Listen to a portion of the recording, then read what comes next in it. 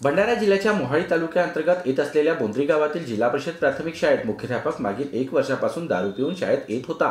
अखेर गावकऱ्यांनी मद्यपी मुख्याध्यापकाला रंगेहात पकडून मुख्याध्यापकाला शाळेच्या बाहेर काढून शाळेला कुलूप ठोकला आहे।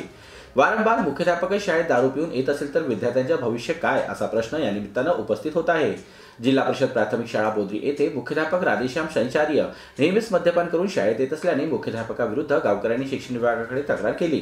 शाळा शिक्षण समितीने देखील मुख्याध्यापकाला तंबी दिली, मात्र कसलाही फरक पडला नाही। अखेर गावकऱ्यांनी या मुख्याध्यापकाला मद्यपान केलेल्या अवस्थेतच शाळेतच रंगेहात पकडले आणि शाळेला कुलूप ठोकून मुख्याध्यापकाला बाहेर काढले। आता हे गावकरी दुसरा मुख्याध्यापक नियुक्त करा तर शाळा उघडू या निर्णयावर ठाम आहेत। बोंद्री गावामध्ये मुख्याध्यापक 1 वर्षापासून दारू पिऊन सन्यारी आणि पोराले शिक्षण काही बरोबर होत नाही।